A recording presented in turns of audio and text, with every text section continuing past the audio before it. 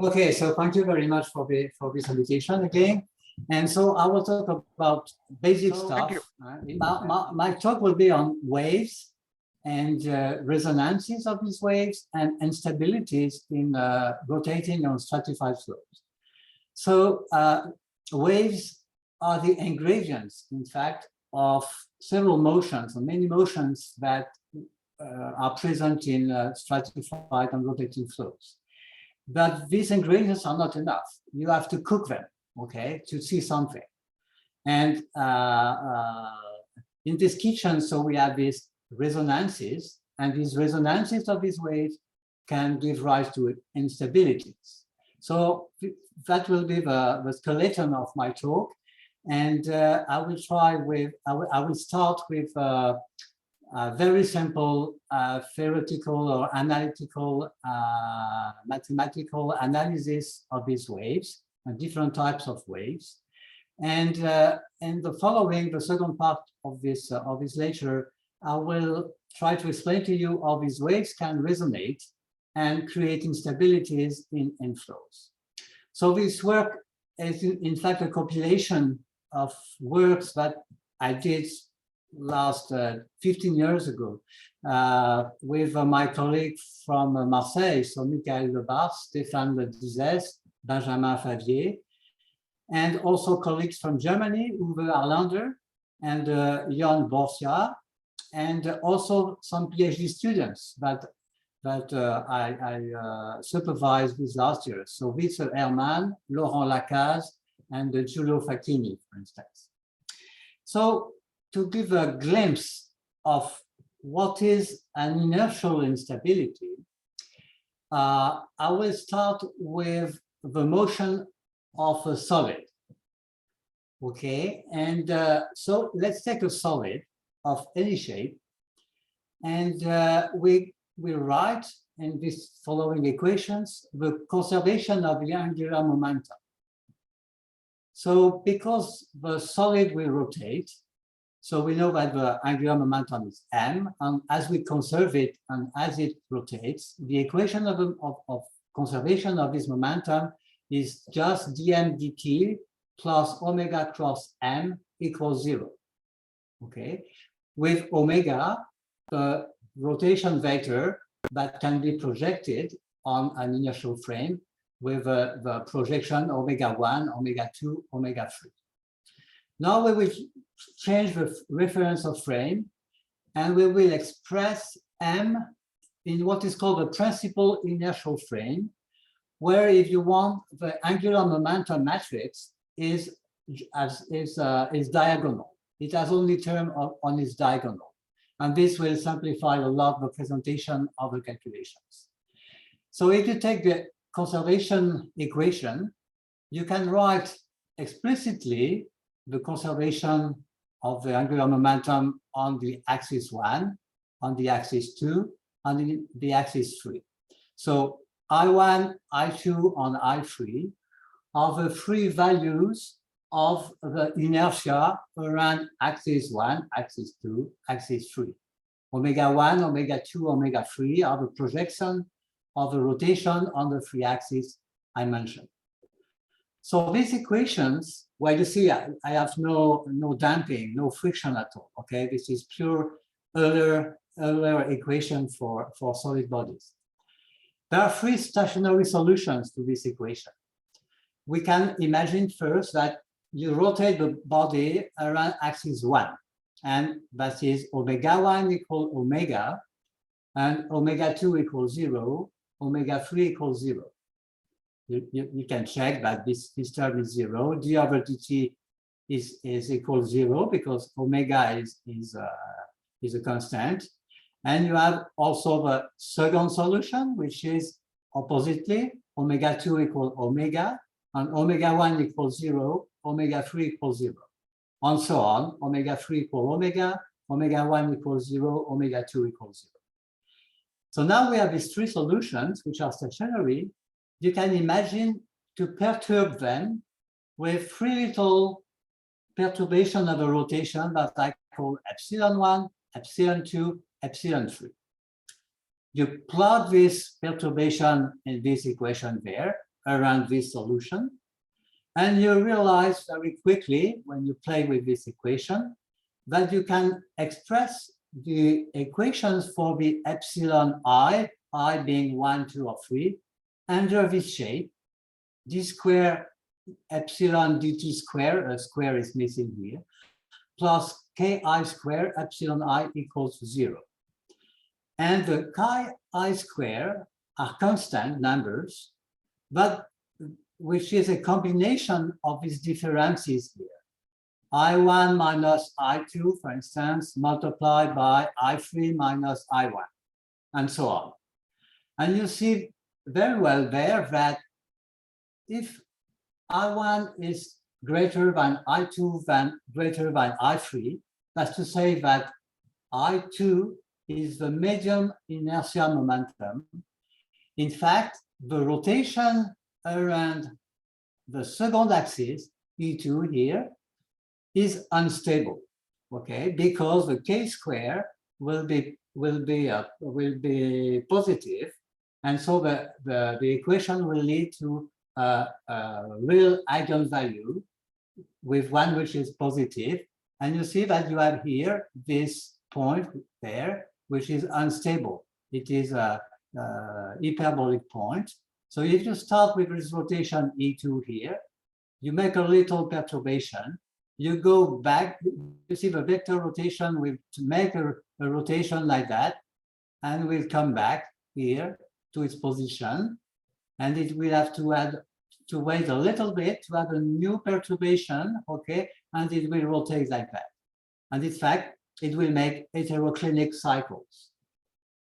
If you look the rotation against E1, which I suppose to be the largest momentum of inertia axis, E1 will be stable, and the body will just precess a little bit like that on this limit cycle all around this axis. And the same for the direction E3, which is the smallest momentum of inertia axis. And we can illustrate its behavior with this movie. So we took an ellipsoid. I think I can play it. Oops. We took an ellipsoid and we plot a yellow and a pink mark on this axis E2.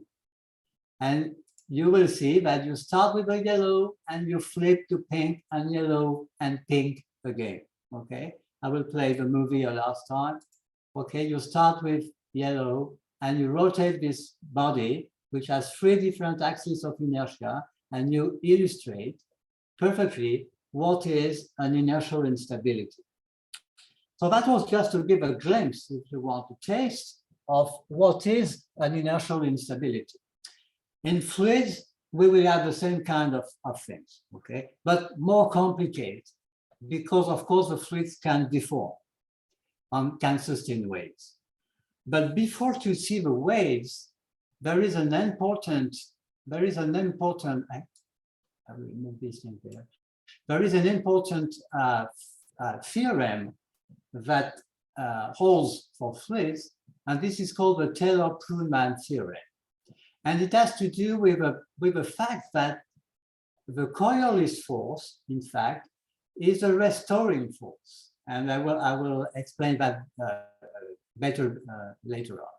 For the moment, let's suppose that the Rossby number is smaller than 1. So the Rossby number compares the velocity that you have in the fluid in the rotating frame versus the velocity because of the rotation of the fluid. Okay, so it compares the inertia of the fluid in the rotating frame versus the rotation. The Ekman number is the inverse of the Reynolds number. So it compares the inertia given by the rotation to the diffusive time. And we suppose that viscosity is small, Reynolds number is large, so Ekman number is small. And we try to see if, starting from what will be the Euler equation with the Coriolis force, we start to see if we have a solution which is stationary in time. So the only thing left in the earlier equation is that the Coriolis force will be balanced by the pressure gradient. So this is the equation there. And from this equation, it is obvious that dp over dz, which is the gradient of p along the rotation axis, I suppose that omega is along the z-axis, is equal to 0. And in fact, you can show after that that du dz equals 0. All the variables are independent of z. Okay. And imagine we are in a container like this one with water inside, and we rotate this container around the z-axis, the vertical axis, like that, with a rotation rate omega. Because there is a bottom of the container, and you see that omega, the vertical velocity, w, will equal to 0. W will equal to 0. And because d over dz of all the variables is equal to 0, you cannot have a w, a vertical velocity different than 0 all along the column, okay, all along the z-axis. And Taylor invented this experiment, which is quite well known. Imagine you have a little object at the bottom of this container here, which is rotating again and full of water. And you can manage or to change a little bit the angular velocity omega, or you move this object. Or imagine you have a little thread here, and you can pull on it, and you can move this object on the bottom of the container. The water there at the proximity of the object cannot go over the object. And this is because the Taylor-Truman theorem we saw before, okay? d over dz is equal to 0. So the water has to turn all around the column here, all around the obstacle. And this is visualized, that was visualized here by Greenspan in his book in 76, you see, that the little object was at the bottom here, or it can be at the top. I don't remember exactly in the book of Greenspan where was the object. And you see that you have this column of water which is formed, okay? So imagine you change a little bit the angular velocity of a complete cylinder. Here you will keep a column so that, because it is shorter, so that the angular momentum will be the same, in fact, that all around in the fluid. You can do better. You can also send dye lines in the flow, and you will see that these dye lines cannot enter the Taylor column, and it has to go all around like that. Okay, so that's a kind of a magic trick, if you want. You have a kind of obstacle all along the column there, which does not exist by itself. It's not a solid, but you see that you can have a weight all beyond this column. So that was the basic theorem of a rotating flow. But now we can ask ourselves, is it possible? Oh, I have a problem with, oops, okay.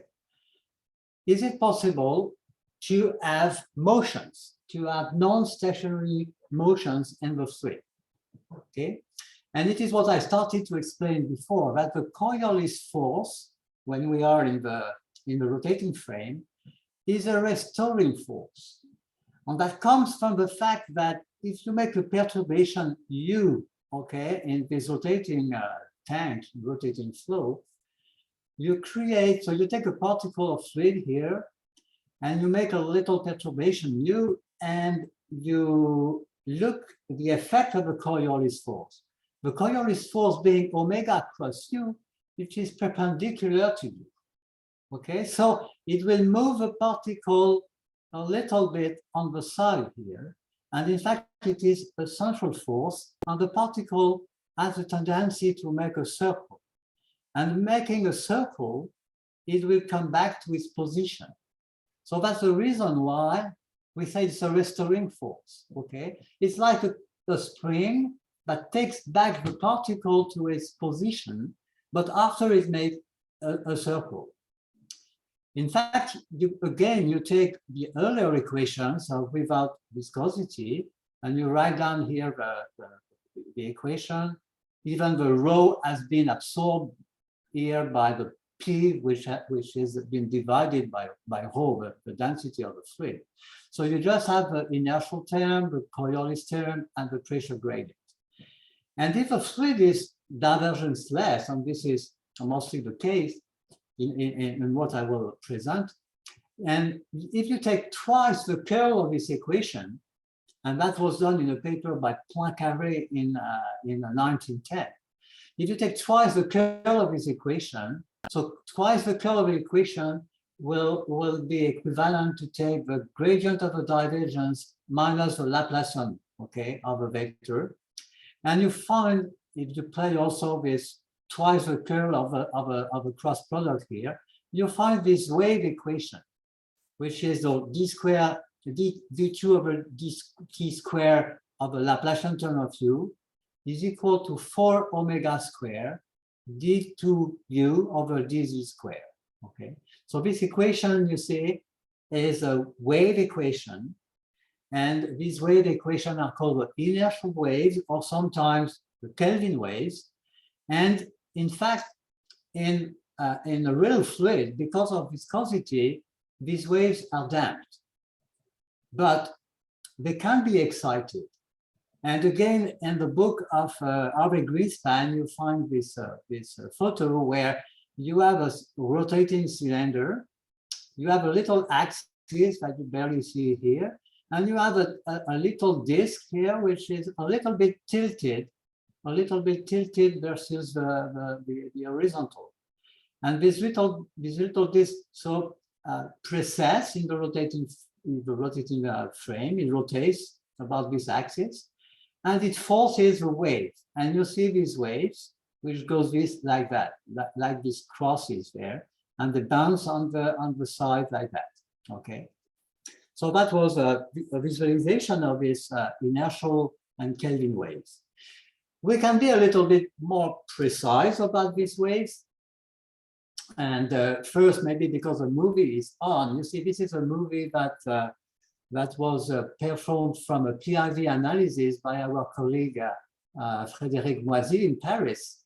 So it is a live experiment of a Greenspan before. So it was in a rotating frame, and he oscillated a little cylinder like that in the water that he was studying. He put particles in the water, an horizontal plane, and you see these conical waves, and you see that the traces of these cones are the X shape that we saw before with Greenspan visualization. Okay, so in fact these waves have their phases, as we can see on the color here, which are in fact cones, okay, with their axis, the axis of rotation. So can we say a little bit more on these waves? You see that these waves, you see the arrows there. In fact, the blue and the red colors are, if I remember correctly, is the curl of a velocity field. And you see that you have, in fact, cones where the fluid rotates a little bit higher than the global rotation omega.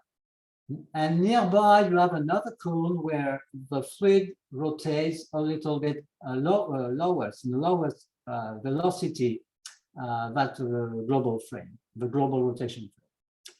So let's say we take the Euler equation and we try to derive what is called the dispersion relation of these waves. So we take, because we have linearized the equation, okay, because U, V, W, and P are small perturbation around the global rotation, the solid body rotation of the fluid, we can Fourier transform this equation, okay? So the du dt will be simply equal to minus I omega u, okay? This is the Coriolis force, so minus 2 omega v hat here. So I put a hat for the amplitude of the Fourier mode. And the same for the pressure gradient, where we have minus I alpha, alpha being by the wave number in the direction x, and p. And we can write the same equation, so the second equation for v, and the third equation for w. Okay. On this equation, we have also the conservation of mass, which is that the divergence of the field will be equal to 0. So this is in the Fourier space, just this equation. And now you can just calculate the determinant of this set of equations.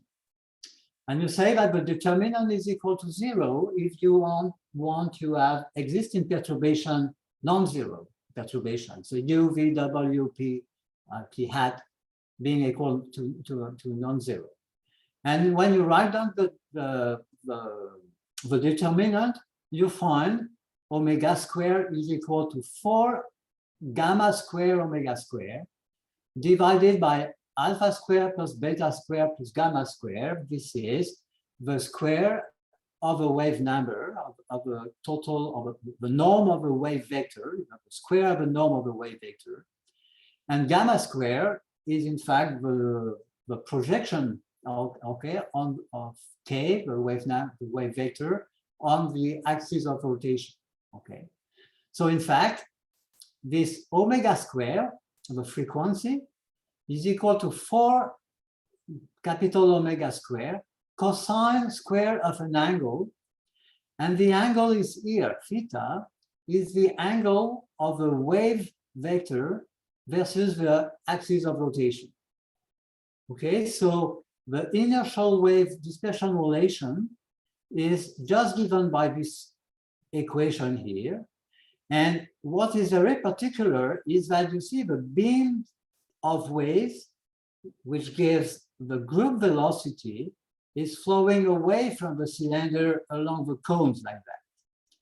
Whereas the phase velocity, and we can perfectly see it on the movie here, is perpendicular to that and is perpendicular to the cones, okay, and goes to the axis of rotation. So these waves, in fact, are really dispersive.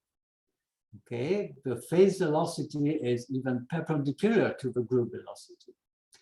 And we can represent this dispersion relation here. So for a given alpha and a given beta, I plotted here the frequency versus the gamma, the wave number on the axis of rotation.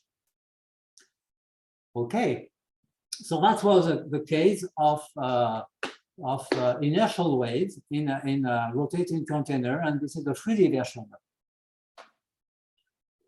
Now we will take this wave in a very particular case, which is very well known in atmospheric dynamics, atmosphere dynamics.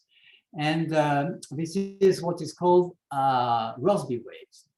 So starting from what we've done, we can quite easily derive the same kind of equation from the Euler equation, but we try to see if there is a 2D version of that. So we try to find a solution, and we use for that what we have seen before, the geostrophic result, that d over dz equals 0. You remember that was the invariance of the velocity and pressure field around the axis of rotation. And here we will take w equals 0. Okay, we will not look at waves which are inclined. If you want, we have no w, no vertical field, velocity field in these cases.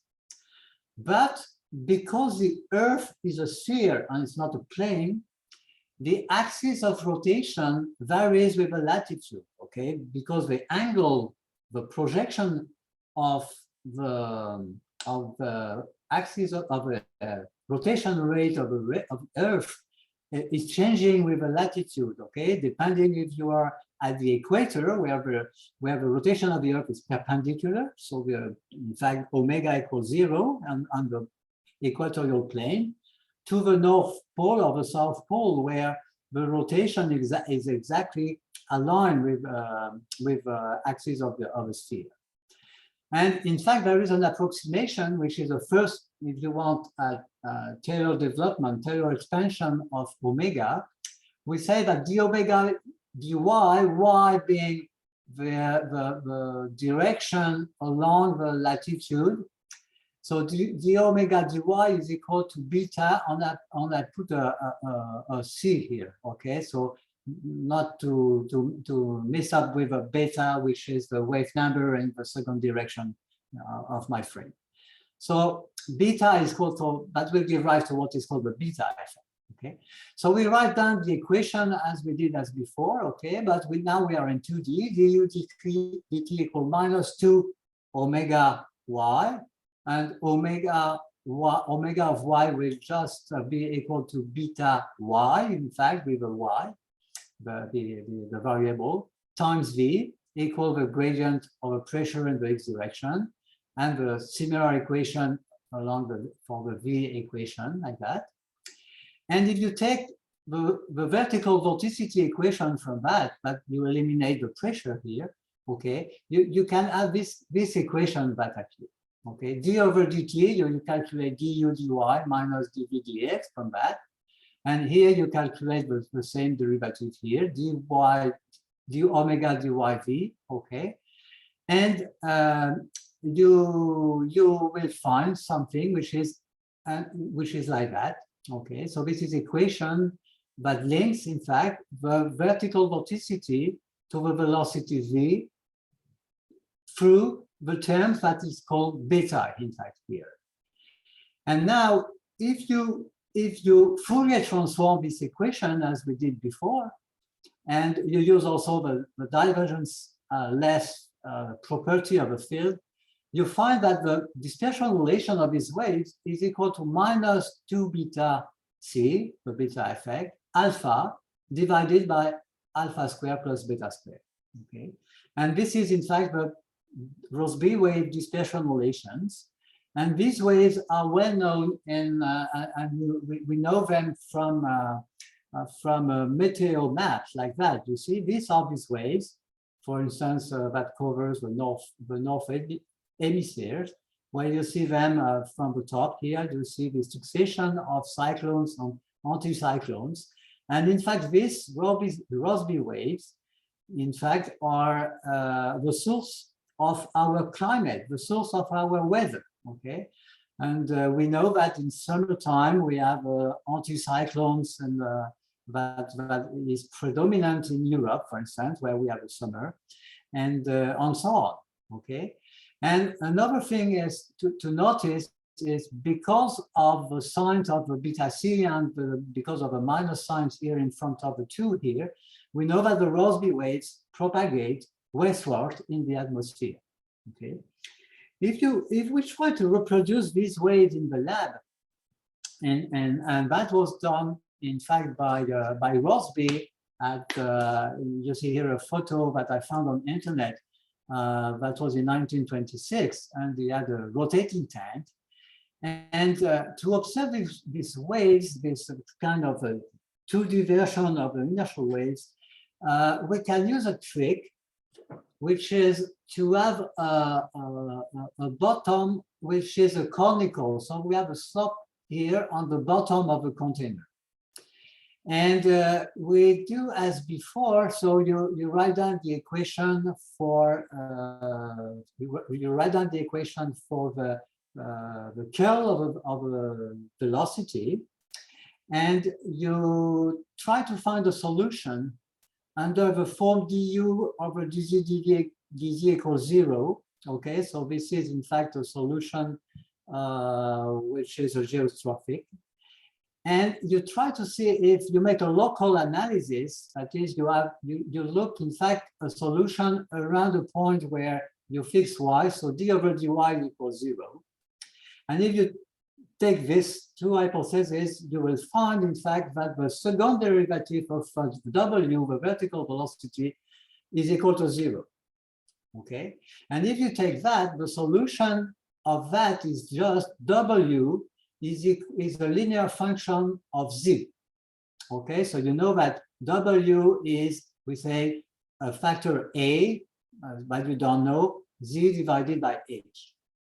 But you know something, you know that the container has impermeable condition here on the bottom, so that the velocity perpendicular to the bottom is equal to 0. Okay, so V perpendicular is equal to 0. But this V perpendicular has two contributions. One's coming from the vertical motion, W, and the second contribution is due to the velocity along the slope, or more on the y direction there. And you project these two velocity with the angle theta of the bottom versus the horizontal. And you obtain this thing. One is the cosine, and the other is with a sine. And from that, and knowing that this is the V perpendicular at position minus h, that this is on the bottom, okay, you can express directly what is the W as the function of t, x, and z, and you find this expression there. And so you can plug down this expression there. You can calculate the dW over dz from that. So you find that it is equal to V tangent theta h, okay? And you find this expression here after for the d omega z dt, this is this term. You have a 2 omega, the tangent theta, and this vertical velocity here at position h, okay? And now if you Fourier transform as we did from before, you find also the dispersion relation of these waves, which are kind of very strange waves, but you see that you can write them under the form minus 2 omega tangent theta h divided by alpha. So you see they are not, this is not exactly the same dispersion relation as we have before, okay? Because here we have alpha divided by alpha squared plus beta squared. But we suppose that the beta was equal to 0 in my experiment here, okay? So in fact, if you come back to this expression there, you still have alpha divided by alpha squared plus beta squared is equal, in fact, 1 over alpha. And the beta c is just equal to the term omega times tangent theta divided by h. Okay, and this is a visualization of these waves that you can excite. So this is you look at rotating tank with a bottom which is a small cone, and this was a photo that I found on the website of the Laboratory of Geophysical Dynamics of Washington University here. And you have a small cylinder here that you oscillate gently. And so you have a frequency omega, and you find these waves that propagates also only in the direction which is westward compared to the direction of rotation of the tank. Okay, so do I have questions for now? No question? There is a question that has just popped up in the chat box. Should I read it for you? Would that be helpful? Yes. W is, this is from Mukesh. He says W is not strictly 0 while deriving Rossby wave dispersion relation. There are y-dependent terms in equation. So how is it possible to take plane wave solution in y direction? I missed where yeah. So let me read that a little more slowly. The first part of the question says W is not strictly 0 while deriving Rossby wave dispersion relation. W is not strictly 0 to derive. I think Patrice can read the chat himself. That would help him understand the question, maybe. I don't know where I can see the chat. Let me see. Yes. Chat. So in the bottom panel, there is a chat icon. Okay. You're right. W is not strictly zero. Yeah, this is right. I think I use the W to make the projection. Yes. Let me think about it. The Rossby waves here. Oh yes, maybe there is you're right, W is not equal to zero, yes. I agree with that. W is written here. W is the vertical velocity, so it's not strictly equal to zero. It is in fact the second derivative, and W is linear in Z when you make the analysis of this experiment. Yes. And there are y-dependent terms in the equation. Yes, you're right. If you want to be strict, you have y, you have a dependence in y, and we see here that the waves are damped, are not the same. But to make the calculation simpler, I made a kind of local analysis where d over dy is equal to 0. So I will simplify. You see, I have no y nowhere in these equations. So this is the two remarks are exact. And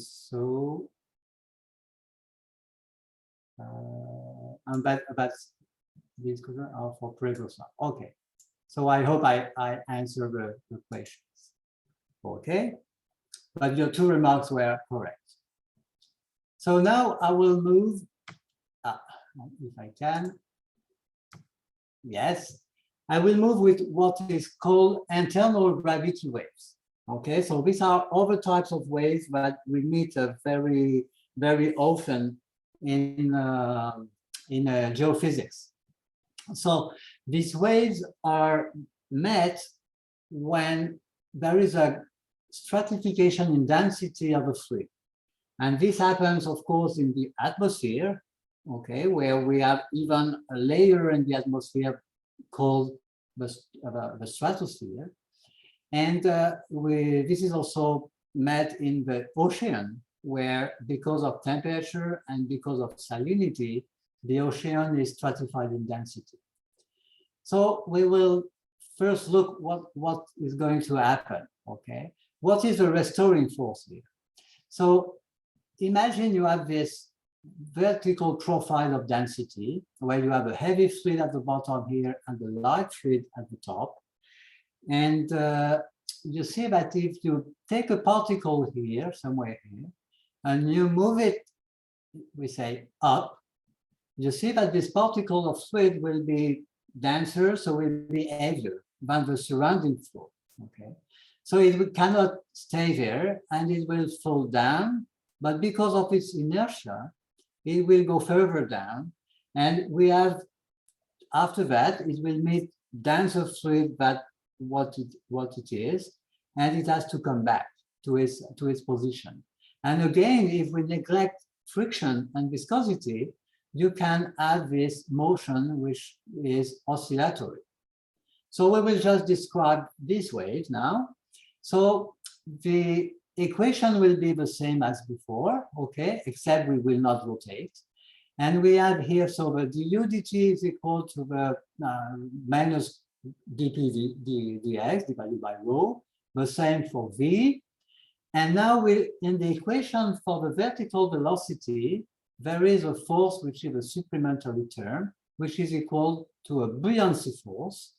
And we can write this buoyancy force as a function of the derivative of rho over dz. This is a gradient of density along the z-axis, okay, and the gravity g. So this is just the buoyancy force.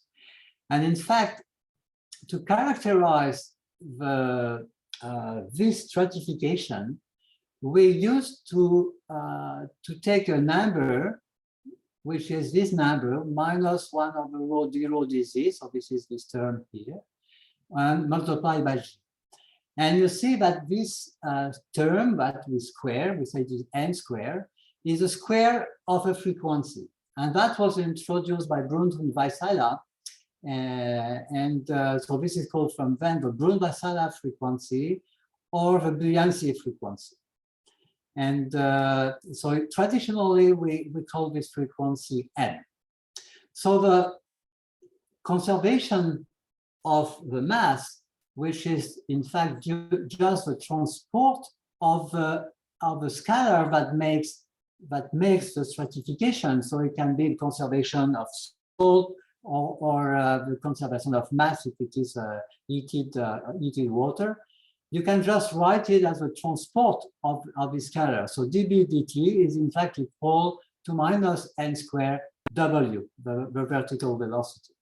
So this is the set of equations. And now we Fourier transform these equations as we did before. Okay, so omega the frequency, alpha is the wave number in the x direction, beta the y direction, and so on. And you Fourier transform everything like that. And after we do the same thing as we did before. You calculate the determinant, and you say that if I want to get solutions which are not identically zero, you find the dispersion relation of the waves, and this is the dispersion relation. So the result of the determinant equals 0 gives omega squared equals n squared, the Bruns-Vasarla frequency, and multiplied by the square of the norm of the horizontal wave number divided by the square of the norm of the total wave number. Okay, and this is simply n squared sine square theta, where theta is the angle of the wave number versus the vertical axis. That is the axis where stratification were realized. So you see the form of the equation is very similar to the inertial waves we saw before, except now we have a sine square except than a theta square. And as before, we have this kind of x cross like that. When you oscillate here, it's a small sphere or a small cylinder. When you oscillate it in a flow, you see that we have these waves, which are gravity waves. This is a plot of an example of a plot of these gravity waves, which are also dispersive waves, and we are used to them in the meteor also. So this is an illustration from a view from a satellite, but I have a movie in the next slide. Okay, so the first movie is a movie of numerical simulation that a colleague of mine performed, and he also is a 2D simulation. And I want to come back. It's a 2D simulation where it oscillates a little cylinder, and you see the propagation of these gravity waves in the fluid. And traditionally, we call this cross, we call it the St. Andrew cross. Okay, and this is because St. Andrew, who was a saint, okay, just after the Christ in the Christian mythology, and is supposed to be crucified on a cross with this shape like that, okay, with a mixed shape, and that's why we traditionally, at least in Europe, we call this cross the St. Andrew cross. Okay, I would like to show to you also this movie. And it's a movie of this the development of these waves, the gravity waves, that was excited from a thunderstorm, and that was recorded by the camera of a satellite. Okay, so we clearly see we clearly see the waves. Oops, where I am here. We clearly see the waves here.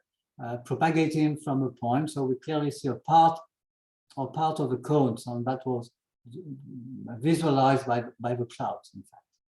So as before, you see that the frequency will trigger the direction of propagation, and that was given by the angle of the cones we saw.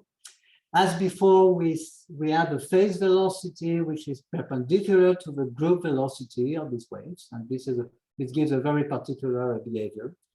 And also, we can imagine that the reflections on walls will conserve the frequency. So, you know, the reflection of the waves are very different from reflection of the sound or of light. And these waves will have reflections which will conserve the frequency, and so the angle versus the vertical axis, okay, and not the angle of the wall that is made by the wave factors. Okay, so that was the inertial gravity waves, sorry. And now, of course, we will extend our analysis, putting together the Coriolis force here. Okay, so this is again the Euler equation with the Coriolis force here and with the buoyancy term, okay, the buoyancy term B. And we play again the same game. You Fourier transform this linearized version of the Euler equation, and you find the dispersion relation, which can be written like that. So a very funny thing is that you see it is the sum of the two dispersion relations that we saw before. Okay, so the omega square is equal to 4 omega square cosine square theta, where theta again is the angle, and I think there is on the photo there is a mistake. I think the theta is versus the vertical angle. And although you're right, this is the beam.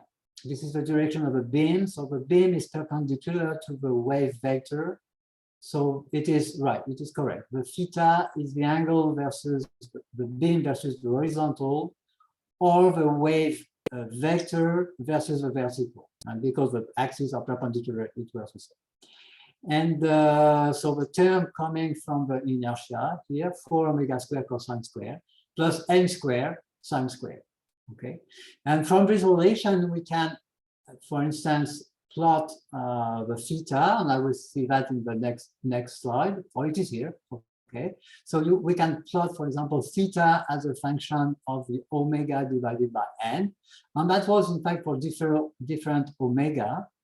And you know that this experiment, the last experiment on that was quite recent because it was done by Tom Peacock and Weitman in 2005. So this is quite recently that, in fact, we rediscovered in fluid mechanics labs, in fact, we rediscovered all these waves, okay, that were studied first in the 70s. And after we rediscovered them and we studied them in the lab, okay. And because of this relation, you see here, because of the theta is the inverse sine function of this number, we have clear specification. Okay, we need omega square minus 4 omega square, capital omega, divided by n square minus 4 omega square. So we need this number to be positive, and so this will authorize only some behavior or to observe the waves, let's say like that, to observe the waves, certain n and certain omega, a combination of both only will be authorized. Okay, so we have this kind of domain, okay, where we see that we can have the waves here in this triangle here. So imagine omega is equal to 0. We know that the dispersion relation is omega equal n sine theta. So omega, the frequency is less than n, okay, plus or minus. So this is the two lines here, and you can extend that a little bit to on the right if the capital omega is non-zero. But you reverse the situation when the frequency is larger than 2 omega. Okay, so this is the line, little omega is equal to capital omega, like that here. And you see that you can reverse the situation. You can have waves with little omega, the frequency larger than n when you have a rotation. Okay, so when the rotation in fact is larger than n divided by 2. So these are the domain of observation of what is called inertial gravity waves. Okay. Now we will move to a more complex situation. So maybe I have questions now. I can check the discussion. No. Okay. So now I will move to inertial wave with a differential rotation. So I have to confess that the calculation is much more complex now. Okay, you cannot just transform the Euler equation, and the reason for that is, so imagine you have a omega, which is a function of, so it's a rotation again versus an axis, but the intensity of rotation is a function of the distance from this axis that I call little r here. Okay, so in fact the velocity u of a fluid is something which is minus omega y, this is a rotation, okay, plus omega x, and no motion on the vertical axis.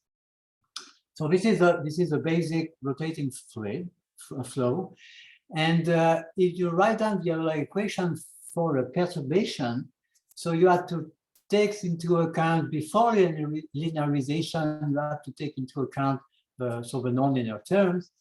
Usually the nonlinear terms of the Euler equation that we will split in two terms after linearization, okay, u gradient u and u gradient of capital U. And you see that usually this term gives rise to the Coriolis force, okay. But now you cannot do that anymore because of the rotation u, or because the term u here depends on y. Okay, so you have terms in the form y omega dx or x omega dy. So you see, you keep this y on x here, and you cannot anymore make a Fourier transform of the equation to get the dispersion relation. So to calculate this dispersion relation, I mean, I invite you to do the calculation. Okay, it takes approximately 2 pages of calculation by hand, okay, on the paper. And the trick is to search for waves where the wave number alpha, beta, and gamma, these wave numbers are not constant of time, but you imagine that these are function of the time. And in fact, there is a trick, or you will realize that if you take a solution under the form alpha dot, which is the derivative of alpha plus omega beta equals 0, and beta dot minus omega alpha equals 0, and gamma dot equals 0. So that is, if the wave vector k rotates with a fluid, okay, at a rate omega, okay, and you can simplify the equation and get the dispersion relation. Okay, so it is what I did here. So after a calculation, you end up with this kind of equation with a square is the horizontal wave number, and after calculation, you just obtain this dispersion relation, you see, which is equal to 2 omega z, and you see that omega z is the curl of the flow, which is in my particular notation here is equal to that. Omega z is equal to 2 omega plus r d omega dr. Okay, so that will just pop up from your calculation and will come in a term here in front of the dispersion relation. And you find, as we had before, you have a gamma square, alpha square, beta square, gamma square here. So that is the square of a norm of the wave vector. You can check that is d omega over dr is equal to 0, so you cross this term. You have a 2 omega here, and so that is the omega z, and you recover the 4 omega square that we have for constant rotation inertial waves. Okay, so in fact, this omega square can be written under this form as before: omega square equal 2 omega, or 2 multiplied by 2 omega plus r d omega dr cosine square. And omega now is a function, as I said before, of r. So this is quite different, and this something new will happen now, is that it is possible to have omega square negative. So in this case, the waves will not be waves, but the perturbation UVW will grow in time. Okay, the eigenvalue will have a real growth rate, a real growth part, and so we can have waves that grow. And in fact, you see that the largest, in fact, or let's say like that, the first, imagine you change the theta, the angle of the wave vector, you see that the first instability, the first time you change theta where omega square can be positive, or more exactly, omega can be positive. And so to have instability is for theta is equal to 0. This is in fact the first mode that can appear. And the condition is, of course, that this is negative. 2 omega plus r d omega dr is negative.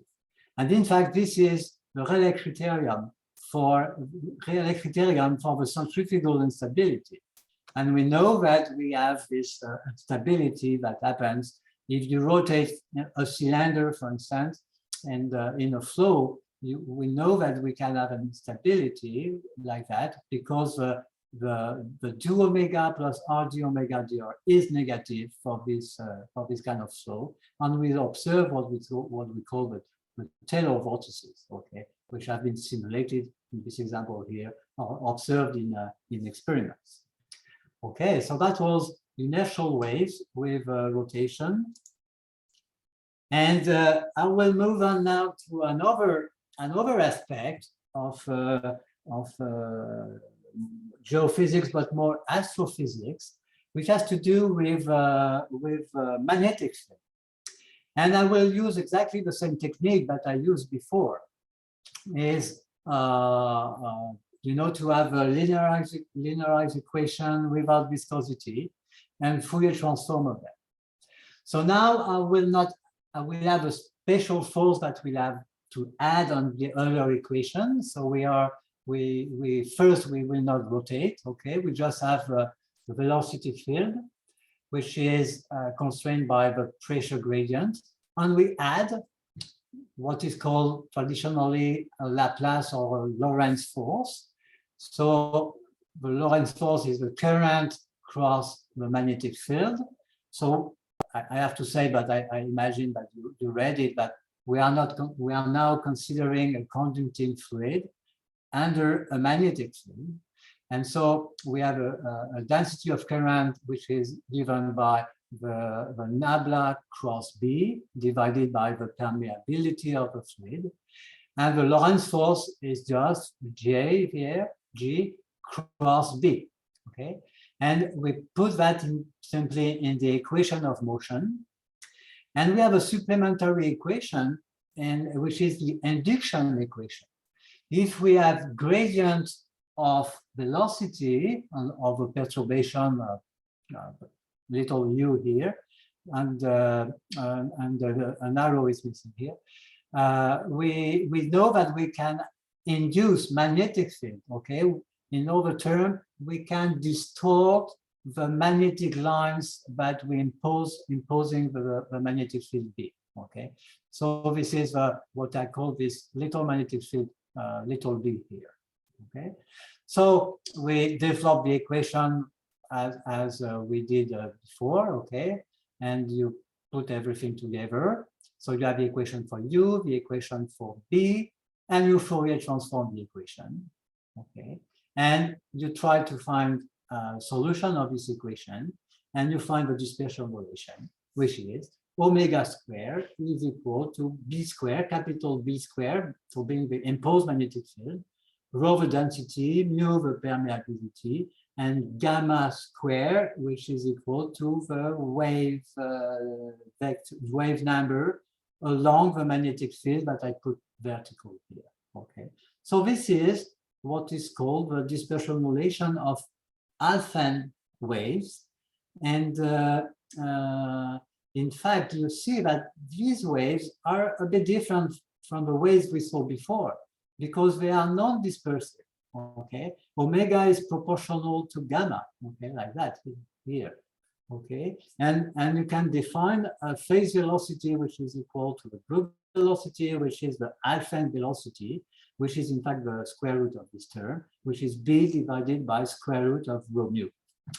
And by the way, it is very recently that some of our colleagues in Grenoble made an experiment to observe and measure these alpha waves in the lab. Okay, they are not very easy to observe because they are quite fast. You see more than 1 meter per second in gallium for a magnetic field, which is already 0.1 tesla, which is already a strong magnetic field. And but they are well known in they are of course well known in astrophysics and where we can observe them, and we have this trains there where we can imagine they are due to alpha waves in the corona of stars or the corona of the sun. Okay, so these are alpha waves, and with that we can after ask ourselves if it is possible to calculate magneto-inertial waves. So the same thing that we did with combining stratification in density and rotation, we can do the same with rotation and magnetic field. Okay, so we add here the earlier equation with rotation plus the Laplace of the Lorentz force written here like that, and you can, as we did before, Fourier transform this equation and calculate the determinant of this equation, and we find the determinant is equal to that. K squared, K being the norm of the wave number, omega is the frequency square, minus VA squared. VA is the alpha velocity, gamma squared, and is equal to this term here. So now we see that we have to solve the second order equation to know what is the velocity, and finally we find this expression for omega squared, and it has a term corresponding for alpha waves, and it has the terms corresponding to the rotation and the combination of them here, the velocity from alpha waves and rotation like that. And if you plot the dispersion relation, if you fix alpha and gamma and you make gamma, alpha and beta, and you vary gamma, you have a frequency as a function of gamma, and you see that we recover branches like that, which are like the hydrodynamic branches that we found before. But for over alpha and beta, you find also branches which are reminiscent of the non-dispersive branches of the alpha waves. Okay, so these are, you see, you can go from something which is more hydrodynamic to more magnetic, if I say. A little bit more complicated will be, of course, to combine magnetic field and variation of the rotation rate in space. Okay, that was a calculation that I did before. But I didn't present it in detail. So here is the expression we can find. So as before, omega z is the curve, so it is 2 omega plus r d omega dz. And we find this expression with alpha waves. So you have the alpha waves here. This is the term, and here the term coming from the non-uniform rotation, and here the combination terms like that. And if you look the roots of this equation, in fact, you can find that it is possible to have negative roots, and this happens if VA squared K squared is less than minus 2R omega d dr. Okay, And this is what is called the magneto-rotational instability. And we know that this instability is quite important in astrophysics and in particular in accretion disk. You know, you have this disk around stars. And so you have at the beginning, you have a hydrogen cloud that collapsed in the center because of gravity. It collapsed to make the stars. And it collapsed also on the vertical axis, on the rotation axis, because in fact the centrifugal force will be equilibrated in a plane, okay, perpendicular to the axis, and to have a balance between the gravity and the centrifugal force. And so this disk can be magnetized if a star has a strong magnetic field, and so they are very sensitive to magnetic field, and it is believed that these disks are turbulent, and the flow becomes turbulent because of this possibility that these waves, okay, are no more waves, but become an instability called the magneto-rotational instability.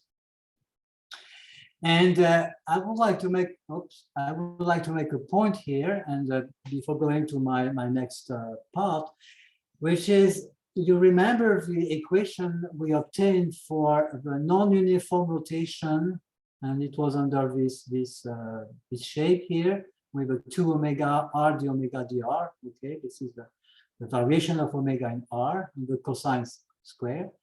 And we can imagine that we have a non-homogeneous, non-uniform rotation with stratification, okay? And if you do the calculation, okay, you just finish to add an n square sine square term here, like that. And you see that we can have an instability that we call the SRI to make the parallel with the MRI that we saw before, but it's very different, and it is what I will try to explain in the following. Okay, for the MRI, it is really an instability because the eigenvalue of the waves of the modified Alfvén waves is becoming, the real part is becoming positive. Okay, and so you have an instability that pops up there. If you have stratification, you see that you add a positive term here, so you can delay the threshold, but you cannot do more. Or even if theta equals 0, we saw that for the centrifugal instability, we saw that the first mode was for theta equals 0. So even for theta equals 0, this term is not important. Okay, so in fact it does not modify the Rayleigh criterion. Okay, stratification does not modify the criterion. So if we have an instability, this is something else, and this is because there is a resonance of these waves. Okay, I can make a little break there to see if I have some questions. No questions?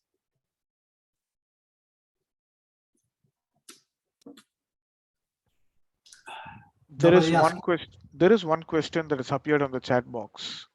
Yeah, can you spell a magneto inertial waves?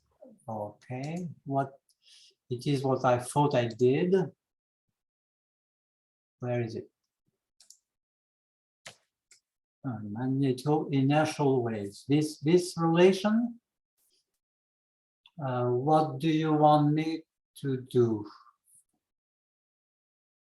I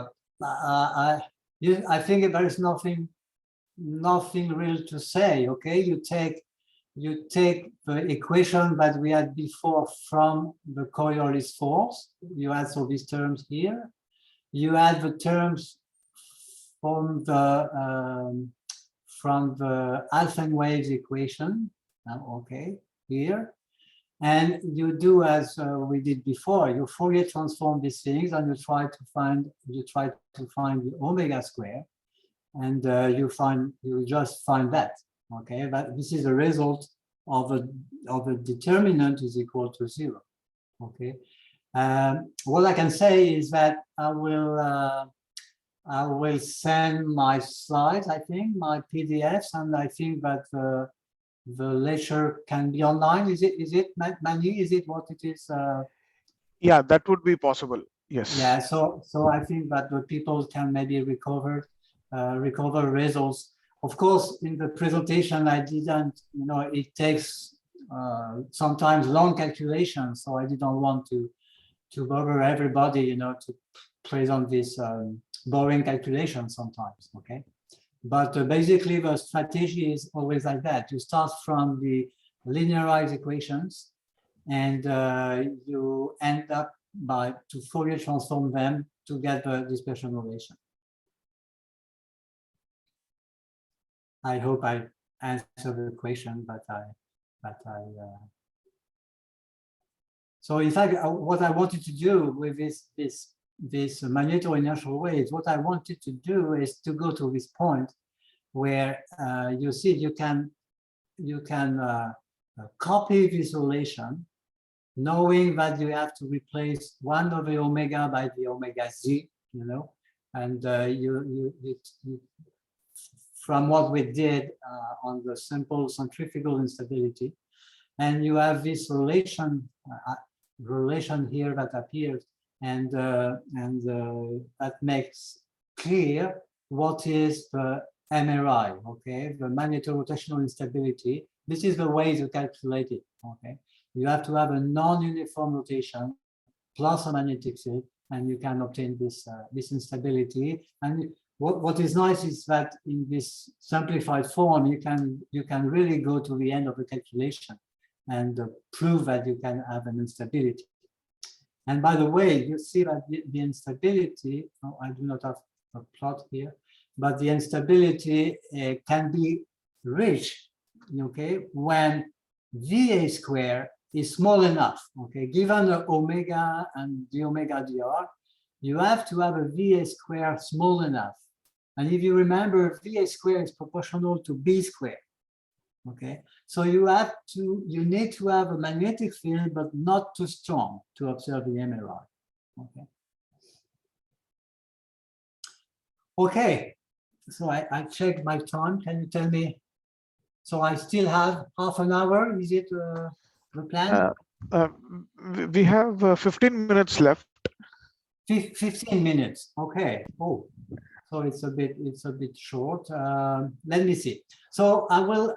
You see, I have several. I have basically several examples, and of resonances.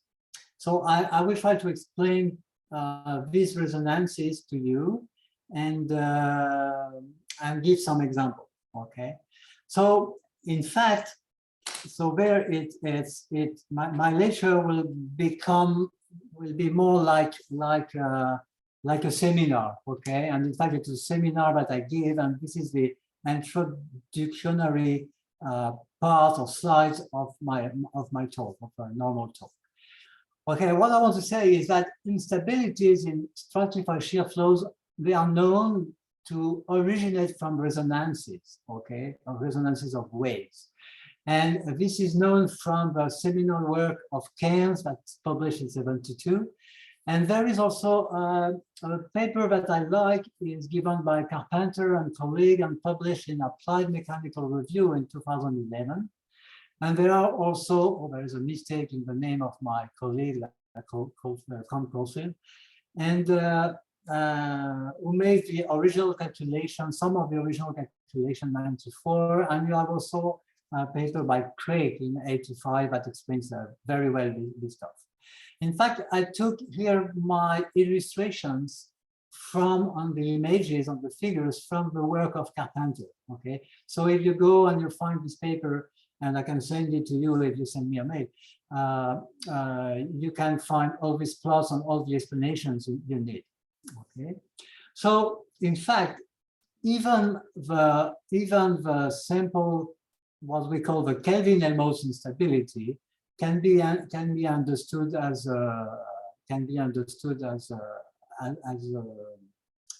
as a resonance between waves, okay? But imagine we take here a fluid which is heavier, like that here, heavier, and you imagine water, and you blow wind on it, okay? So you have two kinds of waves in the systems. You have the Kelvin-Helmholtz waves, if we want, and this is given by what is called here the vorticity waves, okay? And that we calculate, and this is the lines there. We know that the waves are non-dispersive, okay? And in fact, they are given by so this is the Doppler shift UK here, and minus Q, and the Q is the vorticity, okay? And so this is the dispersion relation of this of the shear waves, Kelvin-Helmholtz waves. But we have also gravity waves in the system, because there is a change of density between the two fluids.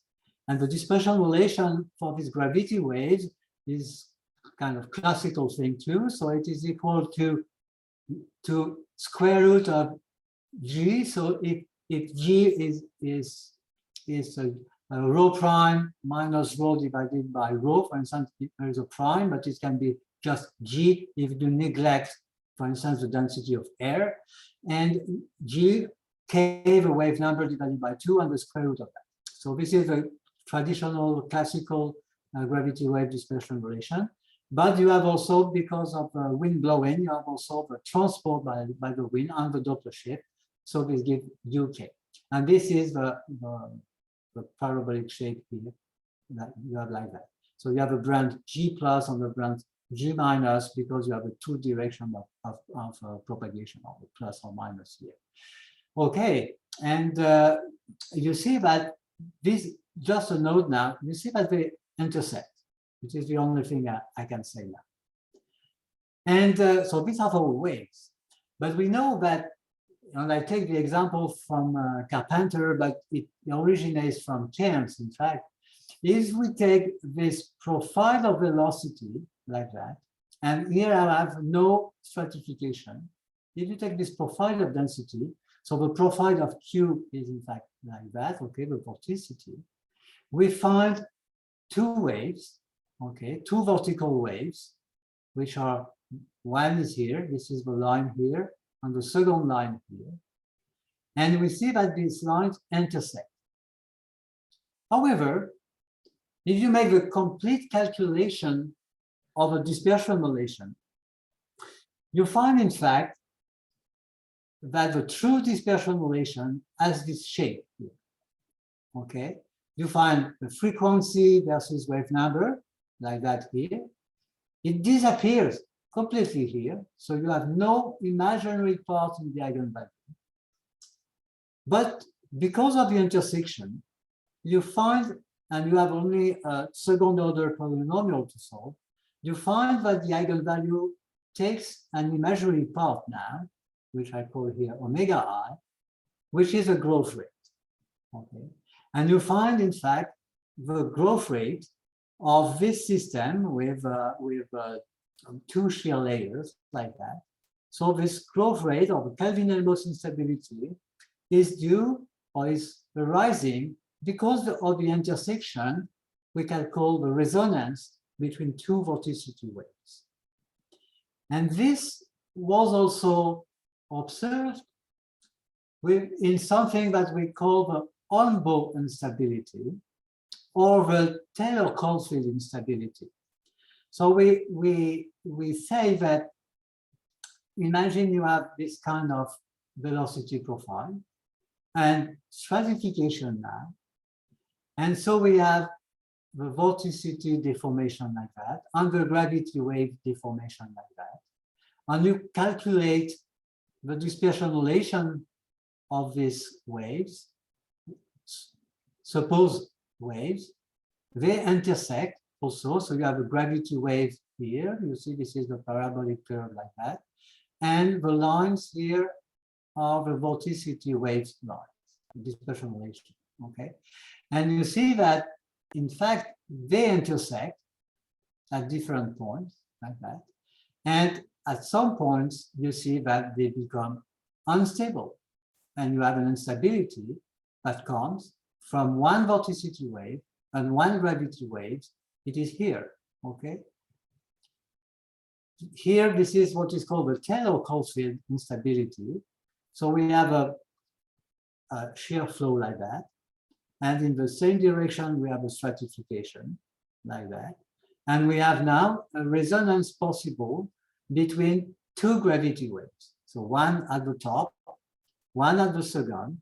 You write down the dispersion relation, you see that they intersect. And in fact, if you calculate the true dispersion relation, taking into account the possibility of growing, you see that the eigenvalue can be positive in this region there. And that is called pi there. And you can become unstable. So this is what is called the Taylor-Caulfield instability. In fact, this is a quite general principle, okay? When you have a collision of two frequencies in the dispersion relations. So imagine, and I have an image of a dispersion relation with that you can write under these two terms. So d1 omega 1 equals 0 is really one dispersion relation. And you have a d2 omega 2 equals 0. This is a second dispersion relation. So imagine they do not interact. They don't know each other. Imagine the gravity wave do not see the vorticity wave. Okay, they will, the two dispersion relation, you can calculate them and they do that. But now you imagine you have a coupling. So the dispersion relation that was separated, and you can write it under this form, okay, d1, d2 equals 0. Now you cannot have a 0 here, but you couple this dispersion relation under this shape here, d1, d2 equals kappa. Kappa is an unknown function that depends on the problem you are studying. And you want to know more precisely what is about the intersection of these dispersion relations. Okay, so to do that, we will make a Taylor expansion at first order. So we just call the true frequency omega will be equal to omega 2, because this one, plus a perturbation delta. And you can say also that omega 1, you just express it as omega 2 plus an unknown thing, epsilon. And you make the dispersion, you make the Taylor expansion around the point omega equal omega 1. Okay, so you take omega equal omega 1 plus delta and minus epsilon, because you have here the minus as on the other side. The omega 1 is omega 2, the omega, sorry, is omega 2 plus delta, so you can write it here.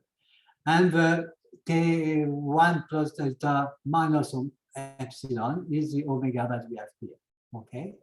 And we make a Taylor expansion of that.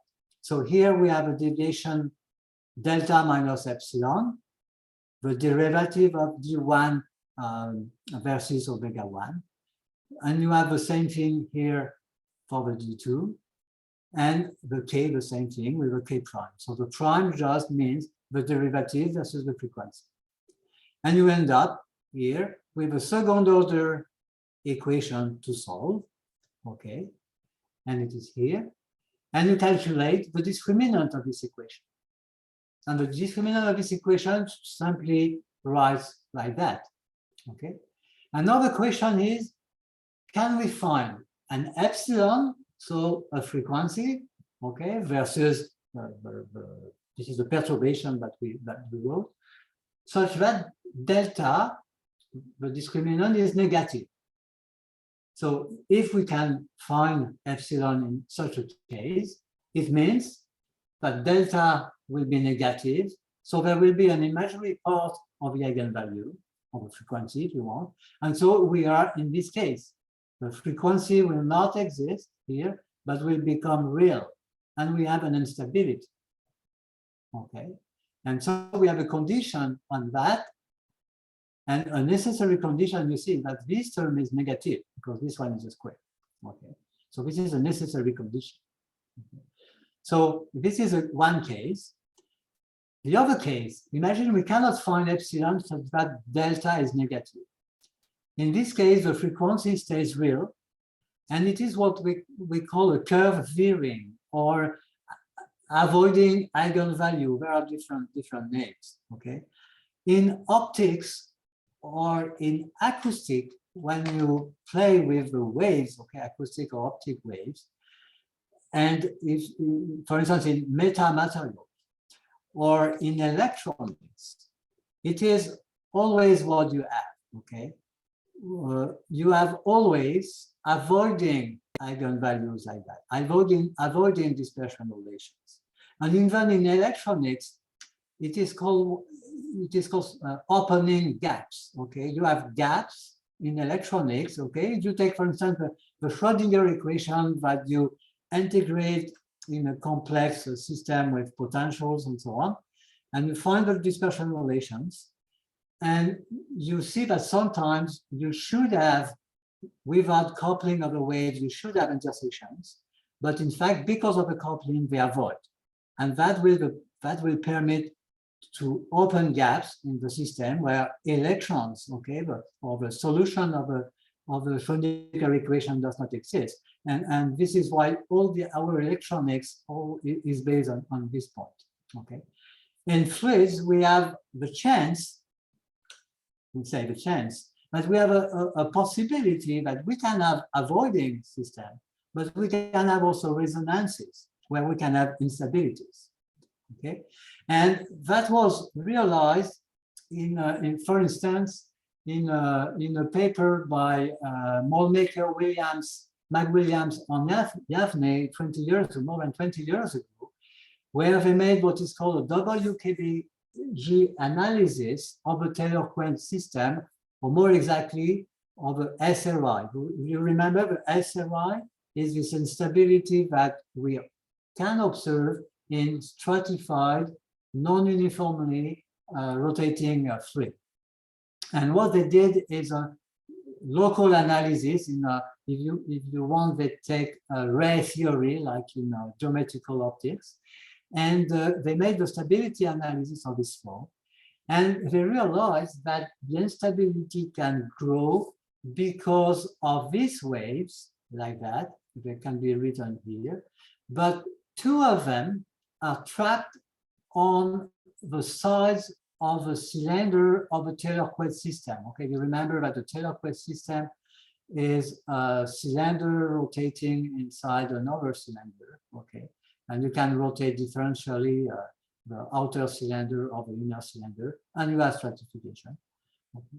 And what they calculated is that you can have two waves which resonate, and if you want, they are in phase. Normally, they should propagate at different phase velocity, but because of a Doppler shift coming from the advection with a fluid, these waves can resonate. They can stay at the same phase, like that, you can see, and you can make an instability to appear. This analysis was, in fact, developed and by Park and Billon in 2014. And they plot here the dispersion relation of these waves, you see, and you see that they have intersection of them. And if you see closely here, there is a flat solution here, meaning that they have a growth rate. And you see this is the possibility to have one mode with one growth rate each time that these waves intersect. Okay.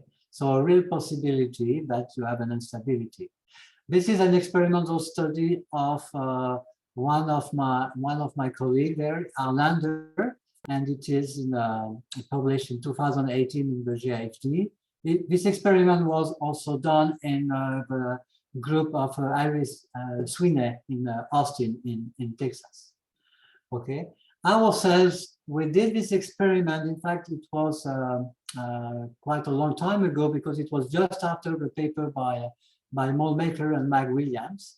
And the way to do it is to have a stratification on a Taylor-Quinn system. And to do that, I will just finish on these few slides. So you have salt water. It is called a double bucket technique, okay, to have to make a stratification in an experiment. So you have a container with salt water on one side. you have fresh water on the other side. And here you have a magnetic stirrer. So this is a magnet here that steers the flow. And you open the tap here and you fill up your apparatus by the bottom. So at the beginning, you have fresh water coming out, okay, and you fill your experiment or experimental setup. But salt water will come because you have also another tap which is open here. And you have also salt water coming into the fresh water. And you have more and more salty water in this container. And the salty water being denser, it will stay under. And if you do not mix the fluid there, you can fill up your container with stratification. And this is what you obtain in an experiment. Okay, you can measure the frequency, the Brun-Bassalia frequency. This is to say the gradient of salinity. Okay, and you can run the experiment. And when you run the experiment, so these are the photos that we made and published at the time. And this is without stratification in exactly the same velocity conditions. Okay, so n equals 0, no instability. And you see that when we have stratification, we recover this instability, which is called the SLY. And so this instability happens before the what is called the Rayleigh line, the centrifugal instability that we saw before. Okay, do you want me to stop or do I continue or? Yeah, I think maybe this is a good time to stop and we can continue tomorrow if that's okay with you. Yes, this is okay with me. I think we can take a few questions and. Okay. There is a question on the chat box, if you don't mind saying. Okay, I will check that. Yeah.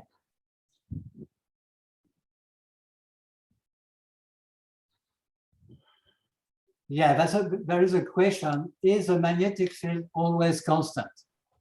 Of course not. In nature, the magnetic field is not, okay? In particular, if it is created by a planet or by a star, it is not. I never made the calculation with a B as a function of R, but I don't see why you cannot go to the end. I don't see why. I never try myself. I cannot answer more precisely to that because I never try myself to make this calculation. And especially if you take omega as a function of R also, it can be tricky. So that's a good question. You can try. You can try. I don't know if someone did this calculation before. And this, I think I explained this question already. Yes. So are there other questions from the audience?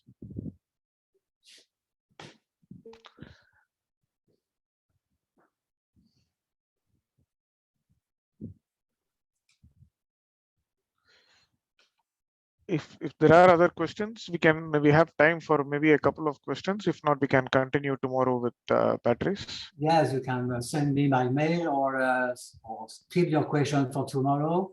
Yeah, and, that could.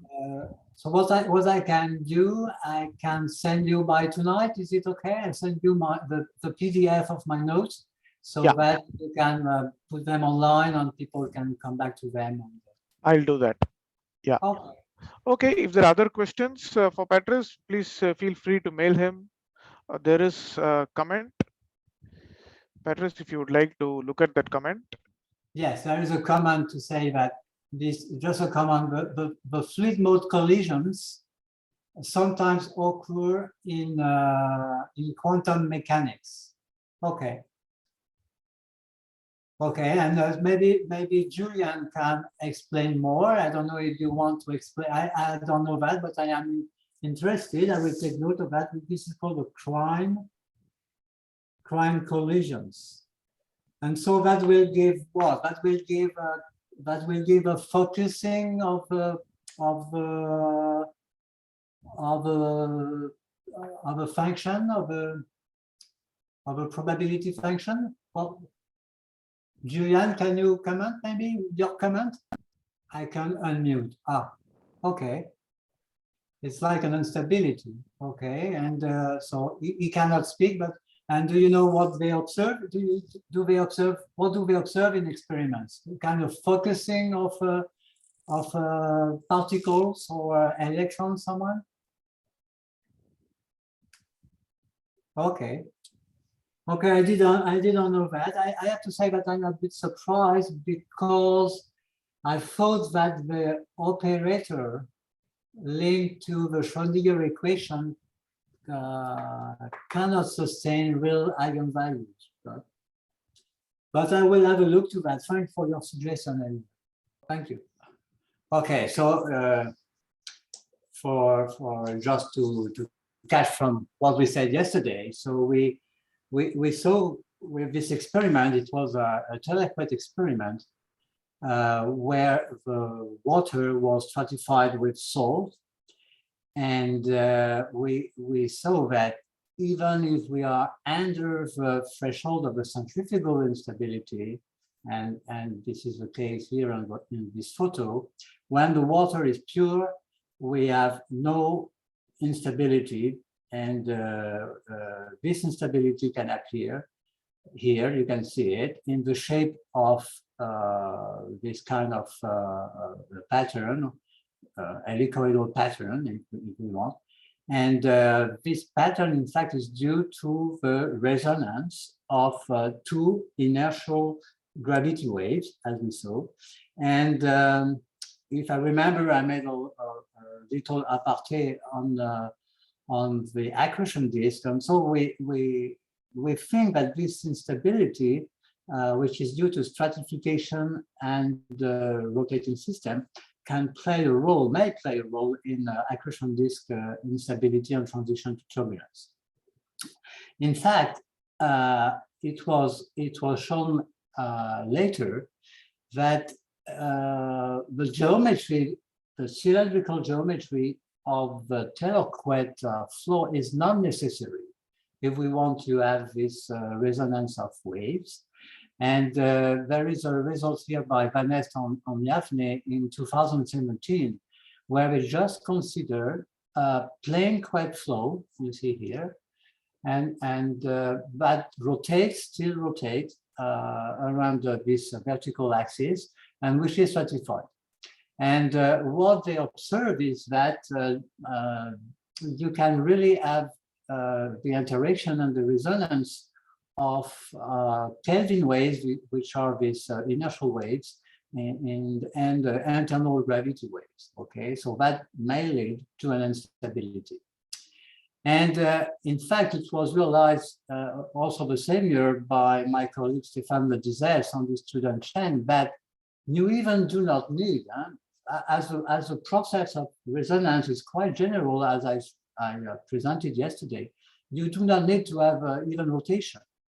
So we can just have shear flow, and they consider, in fact, a plazoid flow here, or a boundary layer flow, which is inverse tangent profile. And they show that these profiles of shear flow can be unstable because of the resonance of these waves. And that was shown by Stéphane Ledizès and Chen. That was shown theoretically. And just another point, when Paul Linden yesterday talked about the quet flow, you see that the shear is aligned with the stratification in this case. Okay, so the shearing is from top to bottom parallel to the stratification. Here we will consider, and it was the case in the telequet experiment, the SRI experiment, you see that the shear is horizontal, that is perpendicular to stratification. Okay. Okay, so what we decided to look at is, and to study, is the quet flow, which is the simplest flow we can imagine. That's a linear profile in the horizontal plane, and with a vertical stratification like that. And so the question is it possible to observe instability of a quet flow, and what will be the critical Reynolds number as a function of a Froude number, for instance, and so on. And in fact, there is a paper from Satamura in the 80s that made the stability analysis of a quake flow, but in shallow water. And so we see here the setup of this theory, and you see the quake from the top. Okay, so you see you have a sliding plate here, and the velocity profile that is like that. This is a top view. Okay, and in fact, the thickness of a layer is small enough so that you consider only the shallow water equation. So you say that you have a 2D equation with u and v, which are the velocity in the horizontal plane, and h, the thickness of a layer of fluid that you consider. So we write down here the equation of motion, where you see that we replace the pressure gradient of a normal Euler equation by the equivalent pressure term, which is a change in h of this layer. So this is the dh dx, this is and dh dy. This is the gradient and the horizontal direction of the h. And you have a conservation of the mass, which is given here because h can change, and so you have to say that the flux of fluid will be conserved. Okay, so the total mass will be conserved. So this is the divergence, and this is the change in h. And so when you make the stability analysis of this equation, you find, as before, I would say, that you have these waves, which are, in our case, in this case, which are gravity waves, okay, just gravity waves at the surface of a layer. And these are the dispersion relation, and you see that they can intersect. And you remember maybe one of my first slides where I talk of this intersection with these gravity waves. You see that they have been Doppler shifted. So to have the same frequency, these gravity waves, they live, when you make a local analysis at a given position, say y, they live in a flow, in a fluid, which is moving at a given speed u, okay? So the waves are Doppler shifted. And this is the main reason why you can have intersection between this wave, between the dispersion relation. And when you have this intersection, one of the possibilities we saw is to have a resonance and to have a growing of the energy on the mode and to have an instability. Okay, so that was done in the 80s. So we will do the same thing now, but with stratification in the bulk, okay, due to the salt. So we write down the Euler equation, plus we can even consider here the viscous term, okay.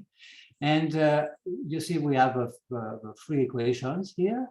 That's the transport of UV/W, that acceleration. This is the divergence term here, and this is the buoyancy equation, which is given. Okay, and even we can imagine that the scalar for us will be salt can diffuse. Okay, and that will give rise to a Schmidt number, which is the ratio between viscosity and the diffusion of constant, or diffusivity of salt. Okay, so the Schmidt number compare the inertial effect to the stratification, and the Reynolds number compares the inertial effect to the viscous effect. Okay, so when you do the analysis, the stability analysis of the system, so you suppose that UVW are small and this equation have been linearized, you obtain in a parameter space which is quite big, because you have the non-dimension parameters, Reynolds, Flood, and Schmidt, and you have, for simplicity, we will consider Schmidt number equal to infinity for now there in this diagram. And just a remark that for salt, the Schmidt number is equal to 700, which is quite high, and so we can take that the Schmidt number is quite big, and this term, okay, well, can be neglected in fact. And if you study the growth rate of the perturbation we put, you see that you can see these tongues that can appear like that. And so this is in the wave number space kx, kz. And if you make a cross of this like that to plot the growth rate, so this is an imagery part of the frequency, you see that you have the different tongues that are labeled here by A, B, C, and D like that, okay? So these are the different tongues in the system. And when you superimpose all these tongues, you have in this space Fruit number, Reynolds number. You have a marginal stability curve, which is the limit between the white domain and the gray domain here, okay, which has this shape here, okay. And if we look closer to what happened, in fact, what happens, in fact, in this flow, we will do, in fact, the same as Satamura did. If you look the gravity waves in the internal gravity waves in our system, but we will not plot it frequency as a function of kx here, but we decided to plot it the phase velocity along the x direction, okay? So that's along the quad flow. So this is the C that we consider, but this is the imaginary part, the real part of omega, so that's the frequency divided by the wave number. So we will calculate this phase velocity, and for these waves, and we find this pattern with the different waves, the different frequency, different wave number, and you see that because we are in a flow which is non-uniform, okay, because there is a shear, these waves are Doppler shifted. And if we manage to create an intersection between the waves so that the kx we observed and the one that we choose for the first intersection, it is here. So we've managed to have the same kx here. You find that you can Doppler shift the waves by the velocity, which is equal to 0.6 times the velocity, in fact, of a place that you move. Okay, so this is a real interpretation, if you want, a physical interpretation of what is the origin of this instability. Okay, the two waves, okay, they would like to have different phase velocity in different direction, but because they live in a flow which has different velocities at different position, they can speak together and they can interact. Okay, and they can give rise to this instability. We make numerical simulation. When I say we, it is Benjamin Favier who did this numerical simulation of a quad flow under stratification, and this is a visualization of a flow pattern for spin number equal 7, and we recover this kind of helicoidal wave pattern that we observed, you remember, in the Taylor quad system. In fact, we did also the experiment, and this experiment is here. So this is a classical quad flow system. You see that we have two rollers here, like that, in brown color here, and we have a membrane. We can see the membrane here, which is called a belt, okay, which is transparent like that. And with a motor, we rotate the rollers like that. And we put all the systems, so you see you have also these little rollers here on the side to control the thickness or the distance between the two sides of the membrane. So this is a visualization using flow particles in our system. You see the membrane is a line here, and the membrane is here. So this one will go to the right, turn somewhere here around the rollers, and come back here and goes to the left. Okay, and so this is apparently a transient here for the photo, and you see that we go slowly we go to the quad flow profile, which is quite good here, measured by PIV. You see, we obtain a linear profile. Of course, this experiment will be put in a box, big square box, cubic box, where we can do stratification with the technique I explained before. And when you do the experiment, you see that, and this is a PIV measurement in the middle plane of the quest, so that is along this line there in the middle here. And this is the pattern that we observe. So this is a PIV measurement. And we represent here the horizontal velocity perturbations, okay? Normally in this plane, you have a zero velocity because you're just in the middle. And when you do PIV, you obtain that. If you look in the physical plane ZX, you see this pattern, this staggered pattern like that. And if you do space-time diagram, so you cut your PIV on a vertical line like that, and you pile up all these lines to obtain the variation of u, the horizontal velocity, along z as a function of time. You see the appearance of this instability, which takes this form. Okay, we can also measure the growth rate. So this is the measurement under threshold. This is here the transient, where you see that we establish the quad flow. There is a small delay of several tenths of a second, yes. And after you see the growing of the instability. Okay, we can plot the different experiment we did, and you see we vary different things. We vary the distance between the membranes. We change the Reynolds number, of course, and we change also the fluid number. And indeed, when you have chosen stratification, so that's a given Brun-Basaya frequency, when you have chosen n, when you change only the Reynolds number by moving more faster or slower the membranes, you travel along the line here. So the solid dots here, solid points, represent the stable points where we do not see any instability. And here you see the open symbols represent the instability. And you see we have a quite good accordance between the prediction of a linear stability analysis, which is represented here, and our experimental points. Okay, so this is also, if we want to go further, we have also a comparison between the direct numerical simulation, which is performed here, and the experiment, so for the same parameters.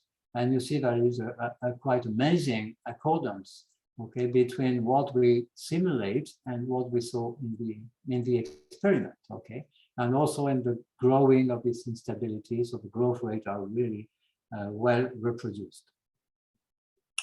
So in fact, what we did here is that we made the analysis of and we think it is for the first time, of the quad flow, which is sheared in the horizontal plane and stratified, so along in density along the vertical plane.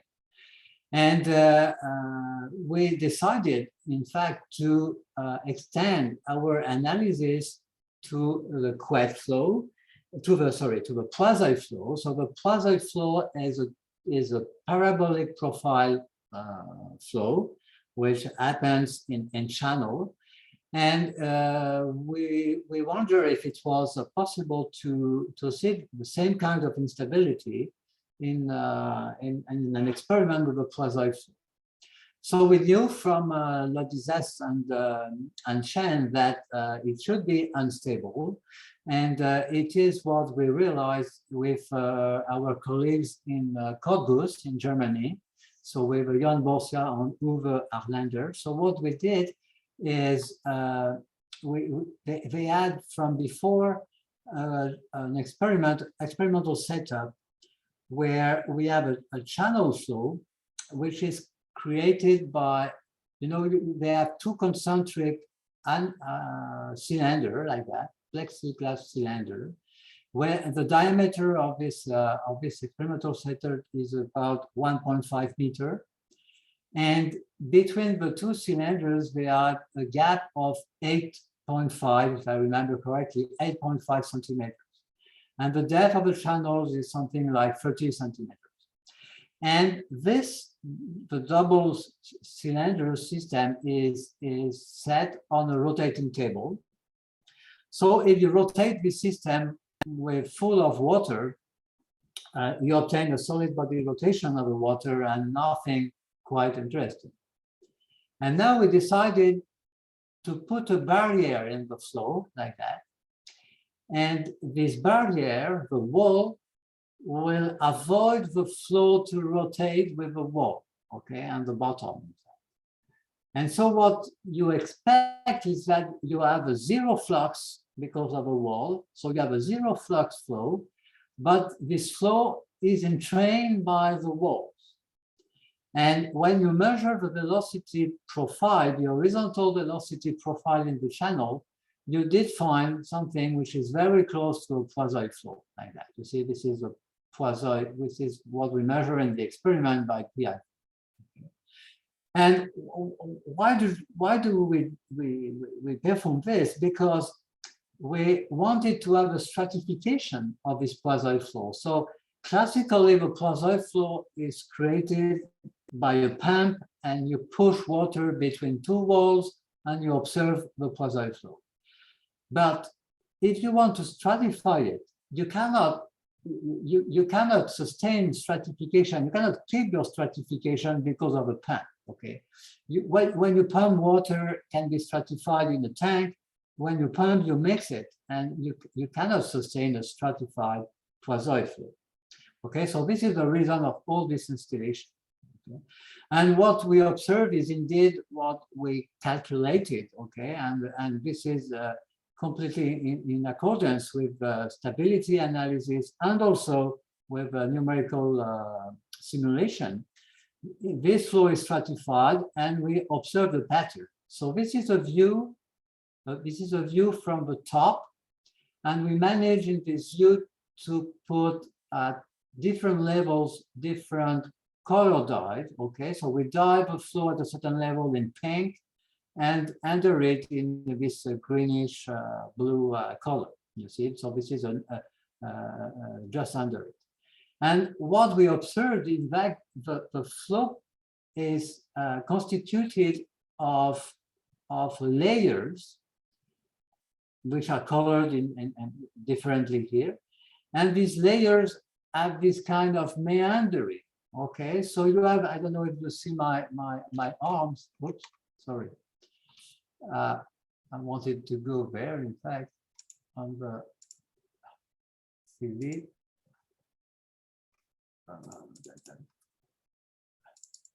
Sorry,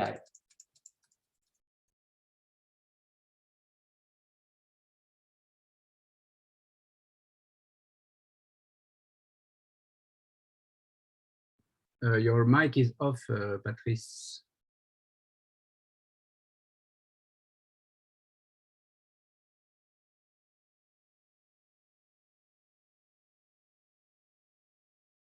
It's still off. Wait. Let me check if I can do something. We still can't hear you.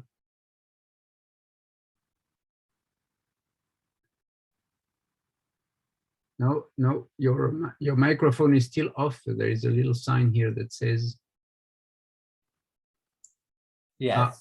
Now it's better. Well, it's okay.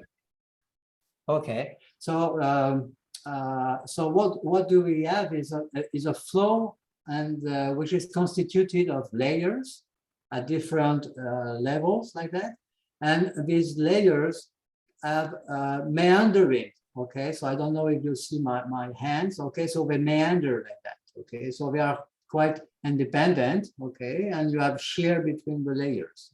Okay, and if we compare the wave patterns, and so we can measure the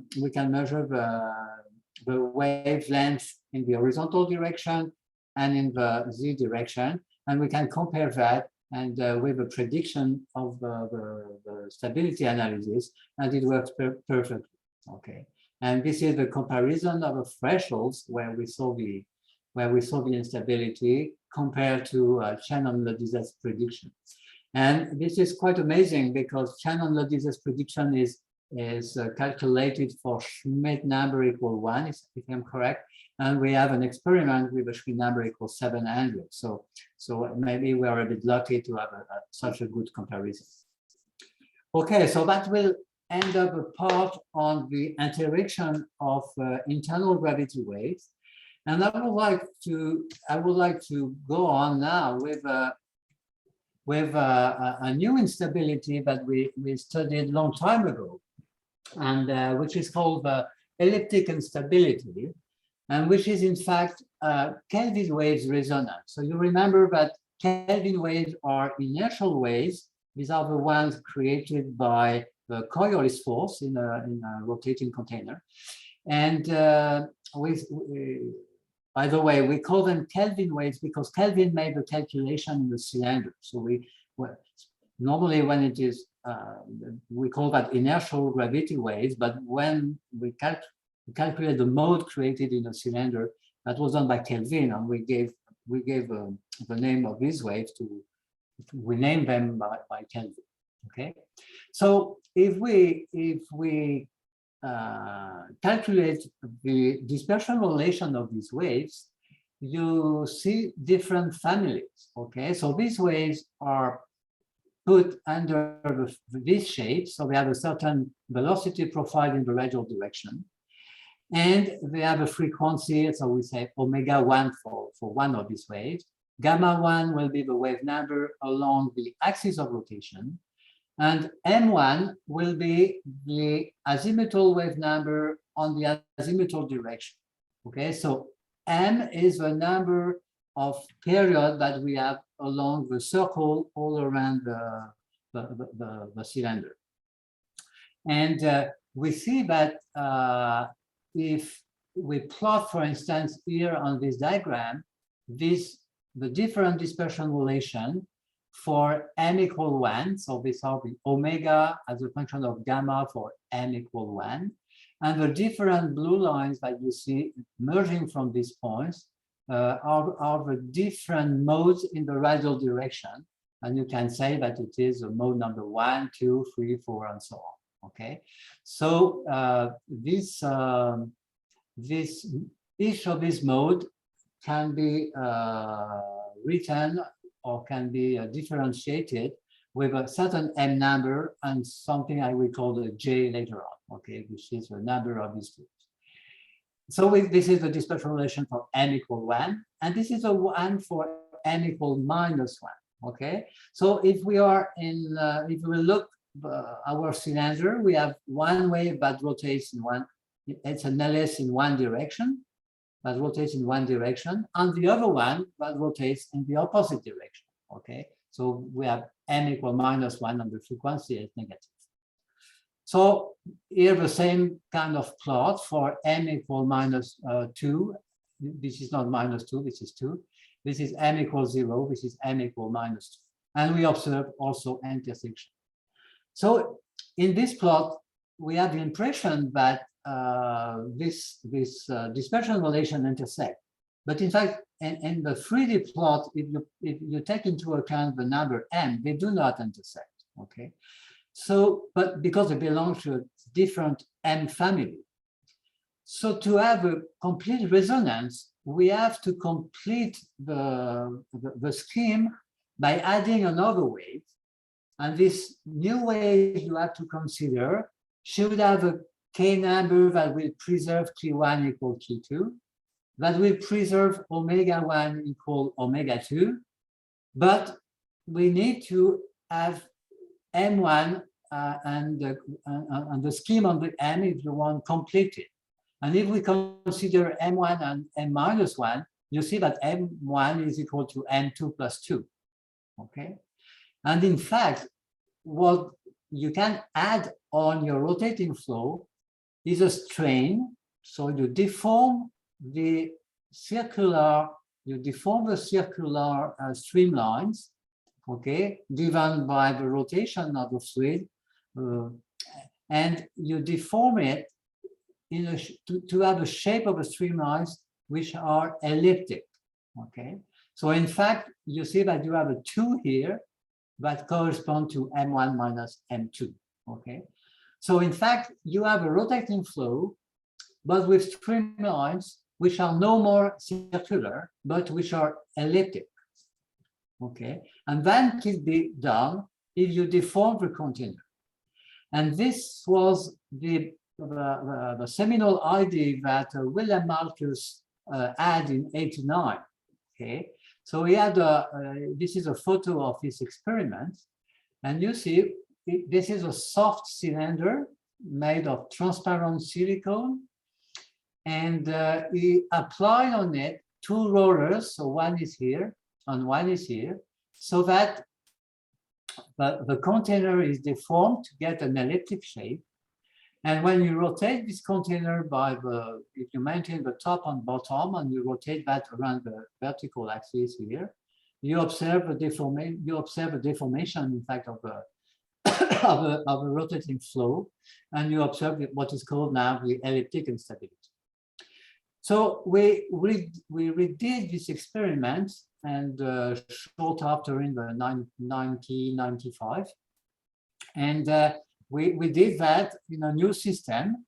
Okay, so this is the blueprint of our system. So we have here, you see the rollers, which are longer than the one used by Malthus. The cylinder is no more a silicon cylinder that we cast ourselves, but it's a plexi cylinder, okay, transparent plexiglass cylinder, and the 2 rollers like that on the side to have an elliptic deformation if we look from the lids. Okay, so these are visualization using caliroscope. So as I explained before, so if we take, for instance, the mode m equal 1, m equal minus 1, you see that we have some intersection, and you see that this is you can have different modes. So for instance, this mode here that you see is this one. Okay, it corresponds to m equal minus 1, m equal 1, and this is the first node, in fact, in the radial direction. Okay, this is the dispersion relation. So we can write each mode under this, and to trigger this mode, to choose this mode, what we did is we calculated, in fact, the corresponding wave number in the z direction. And we calculated exactly what is the optimum gamma to get the maximum growth rate, so somewhere here. And we choose, after that, you can choose the length of the cylinder, so we can vary the position of the leads. Okay, the leads are here and here, and we can a little bit push this lead there inside the container to choose the perfect length of the container, which is called H here, to select the mode. Okay, so playing with this length, we can select different modes like that, or this one is the 0, 2, 1, so it corresponds, in fact, to the 0, 2, 1 is this one. Okay, and you see that this one is not stationary. Okay, it has a frequency. There is a non-zero frequency here, and I think I have a movie of this one somewhere. I will skip this one. So this is a movie of this 0 to 1 mode. Okay, so what we did is we put caliroscope particles to visualize the flow, and we shine a laser along the cylinder, and we observe this the instability of a solid body rotation because of the resonance of these waves. Okay, and we can do that for the different tones that we can observe. Okay, and we can complete this diagram with the different modes, and we can check that they correspond really to the different modes we predicted. Just a small remark that was this is something called the elliptic instability, and I will show you why it is quite important in geophysics. But you can do it for any kind of perturbation, and here is it's instability that can be triggered by a deformation of a container n equals 3. So n equals 4 will be marginally unstable. And if I remember correctly, for n equals 5 on higher n deformation, you cannot see anymore this kind of resonances. Okay. Okay. So when you increase Reynolds numbers, something that's quite amazing also happened is, and you know, the Reynolds number is quite small for the experiment. This is 4,000. You see that you can have a growing of the mode. So you see a sequence of this of the instability. So you start with this growing instability. So this is apparently the 0 to 1 mode that grows. It grows, it grows, it grows, and if the Reynolds number is large enough, it will the mode will not saturate nonlinearly, but it will collapse completely in a turbulent fashion, in a turbulent way. You see here, and because the flow is turbulent, it is no more entrained by the rotating walls. Okay, so the laminar flow will, so turbulence will disappear, will be damped out, and you will see the rotating flow growing again and becoming unstable again, and so on. And if you plot, for instance, here the velocity, this is the actual velocity that we measure as a function of time with a laser Doppler anemometer, and you see that you have a succession of instability, collapse, instability, collapse, instability, and where we kept a nonlinear saturation of a mode or nonlinear dynamics of a mode for a while, and after you can have a collapse on the gain. We can also reverse the phase of a mode. Okay, so instead to have a bump here, we have a bump in the other direction. So this is the axis deformation of the axis of rotation, in fact. And you see we have a complete intermittent regime that can be sustained for forever. Patrice, there's a question from Mukesh on the chat. Okay, I will have a look. Okay, is there a specific reason to consider cylindrical geometry? Oh, that's shallow water. No, shallow water, you cannot have it in shallow water because it's a 3D instability. Okay, you have an actual velocity. And in what is interesting is the question to have the same equation in a sphere. And I will go exactly to this point now. Okay, so what I wanted to say is that this intermittent behavior is quite relevant for. So thank you for your question, because it will help me to go to the next step. Is you see, this intermittent behavior is reminiscent of the magnetic field of planets, and in particular of Earth, which is recorded. And in particular, you know that the magnetic field of Earth can reverse like that on long time.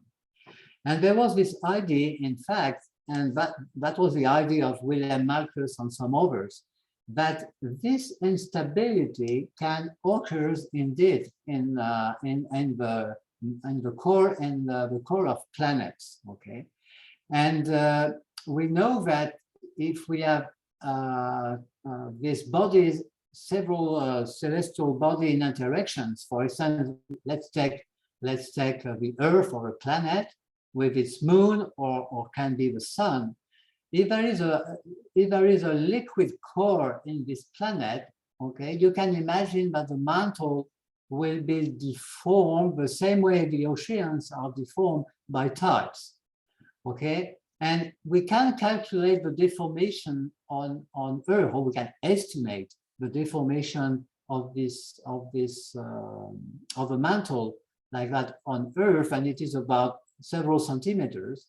But on the satellite of Jupiter, because Jupiter is a massive planet, Io has enormous deformation, tidal deformation. And we know that we even have large volcanoes because the crust can break down, okay, because of these tides, okay? And another system is also binaries. We know that I think it is 70% of the stars are in fact have companions, and they are binaries, and this is a photo from a telescope where you have a photo of binaries that rotates one around the other. So on these stars, the deformation of a radius because of tides can reach something like 30% of the radius. Okay, and for exoplanets, this is the same also. You can have huge deformation. So now, if we come back to the elliptic instability, you see that the planet is not, if you cut it on the equator, you see that the planet is not strictly circular.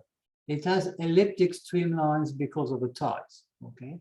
And related to the question that you asked before on the chat, yes, we can do the calculation of the different modes and the different resonance, if possible, for a sphere.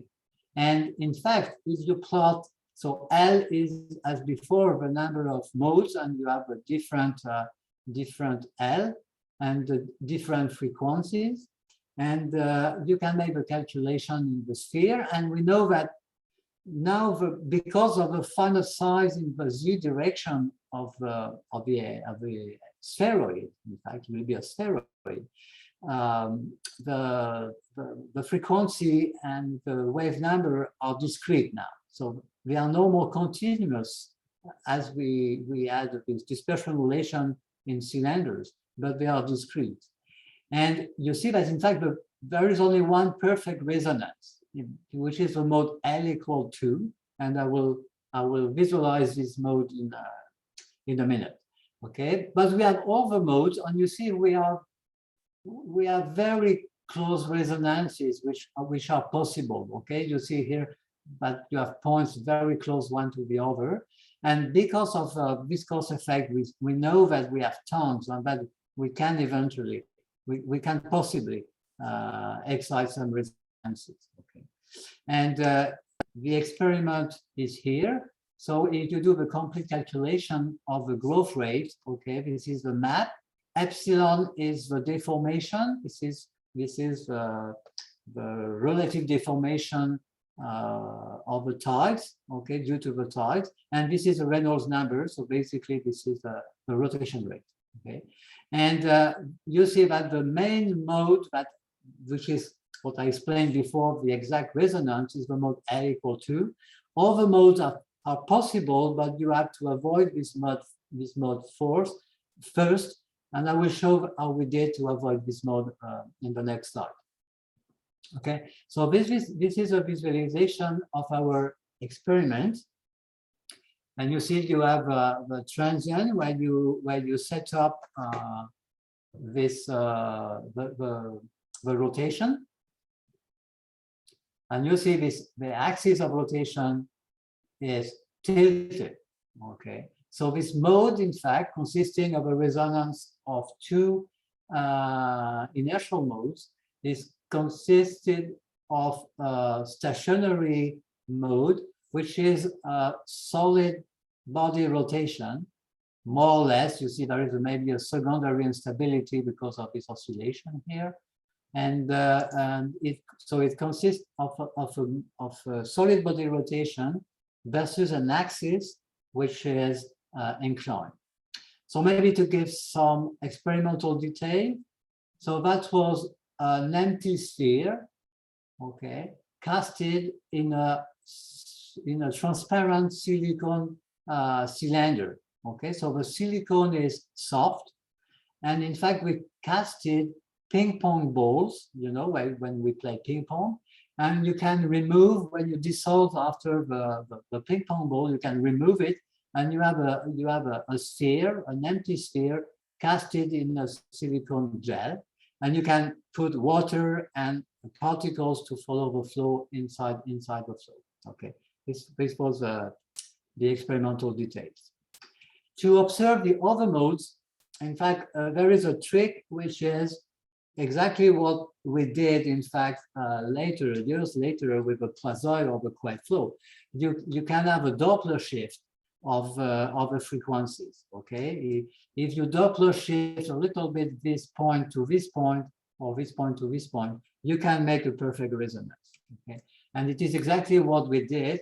If you put the system, the global system, the elliptic instability experimental setup, and we put it on a rotating table. So we have a global rotation, and this global rotation will Doppler shift it differentially the ways that you want to make them to resonate. Okay, and so these are the different modes you see that we can observe. Some are stationary, some are not, and they are constant. So these are the different modes that you have in a sphere. So your question, can we make a calculation in spherical geometry, is completely relevant, and we did it. And you can imagine that we can have a transition to turbulence in this rotating course. And these instabilities might be possible, okay, to generate a dynamo field, okay, in some planets or in some stars, okay. This is not excluded. Even if on Earth we are under the threshold, okay. The difficulty to apply that to planets or stars or suns or satellites is to evaluate the damping rate, okay, the viscous effect, okay. It's not obvious to know what are the viscous effects that we can apply on this kind of modes, okay. And if there is a transition to turbulence, also the same thing. So it's not obvious to calculate, in fact, the true threshold, which is given by the stabilization by damping, okay, on this instability and on real geophysical, on astrophysical applications. Okay, so this is the end of my first lecture on the resonance of waves. And so we saw the